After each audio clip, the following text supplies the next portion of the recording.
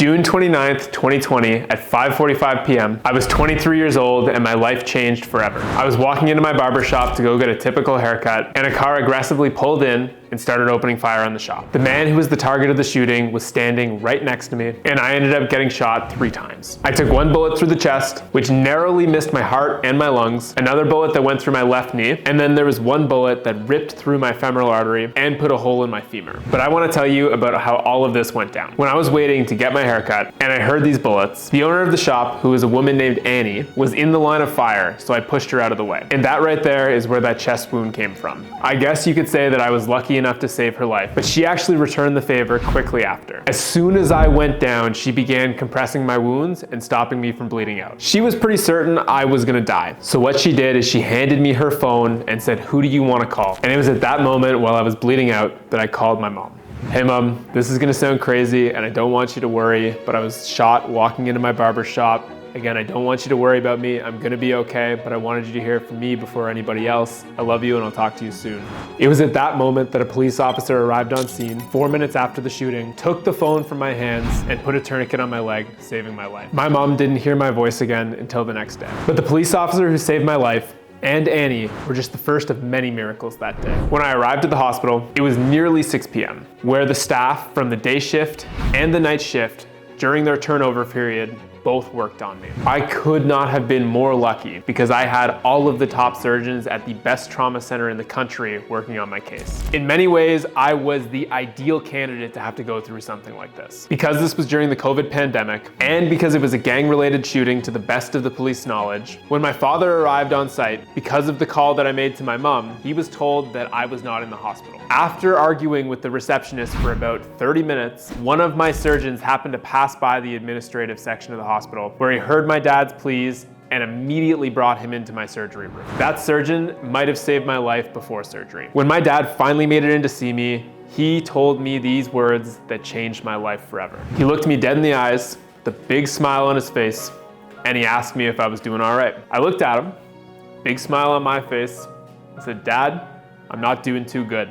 The pain's really starting to set in." He looked at me with that same smile and said, "That's amazing news." He told me that having pain was a good thing, because if I had pain, I still had a leg. It was in that moment that my relationship with pain changed forever. After my dad left the hospital, I went into surgery. And the reality of this situation was that I had a 50-50 shot of waking up the next morning. And it was most likely that I was gonna lose my right leg. I woke up the next day, alive. And the first thing I did was look down and saw that my leg was attached to my body still. It was within those 30 seconds of waking up that my recovery process truly began, with an entirely new lens on how I viewed pain and how I viewed the world, thanks to my dad the night before. I knew that no matter how much pain I felt across my body, I was gonna be grateful for the lessons I learned. Because every minute I've survived after that shooting, I'm not supposed to be here for. So the fact that everything worked out meant that I could face pain no matter what. And face pain, I did. Now I'm gonna introduce the most important character in my recovery journey, Frank. Frank is one of my best friends who before the shooting just finished school to become a physiotherapist. To my benefit, because of the COVID pandemic, his physiotherapy licensing exam got delayed. That's where the next miracle of this story comes in. The first message I got from Frank said this: "Peacock, you're gonna be my first client, buddy. I'm gonna train you 7 days a week at my home gym for 5 hours a day, and we're gonna make you a better athlete than you were before the shooting." So my first day out of the hospital, I went to Frank's. And then my second day out of the hospital, I went to Frank's. And I went to Frank's every single day for 4 months straight. I even went to his family cottage retreat in the middle of nowhere, where we had to take an ATV through the forest for an hour and a half when I was still limp and couldn't walk, because Frank's commitment to my rehabilitation would not end for a cottage trip. So after 5 hours of rehab a day for 4 months, where Frank created more pain for me than getting shot, I eventually started to walk again, and then I started to run. So by November 2020, 4 months after the shooting, I was running 10Ks again. For perspective, my initial physio told me I'd barely be walking normally at that point. And I spent every minute in the gym with Frank working to prove him wrong. A year later, in September 2021, that's when I ran my first marathon. And Frank ran that marathon right alongside me, where we raised money to support a charity that I started called Hit the Ground Running. Because I realized that it isn't fair that I had access to all of this incredible rehabilitation that most people won't. And I wanted to provide the Frank experience to every trauma survivor out there.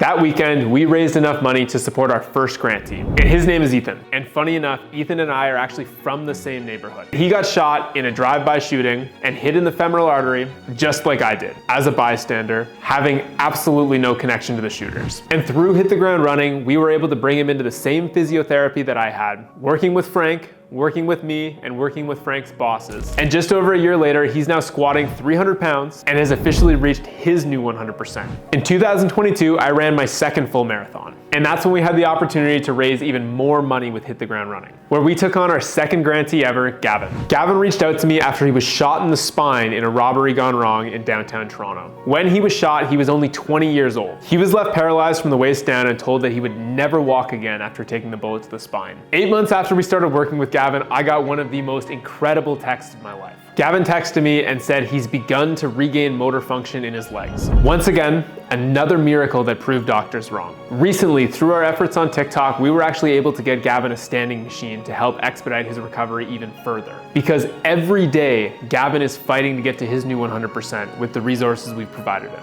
So now, it's my mission to help trauma survivors of all kinds get the same care that myself, Ethan, and Gavin have had. Because unfortunately, the majority of costs aren't covered when it comes to proper rehabilitation. Especially, and you'll hear me keep saying this, when it comes to getting to your new 100%.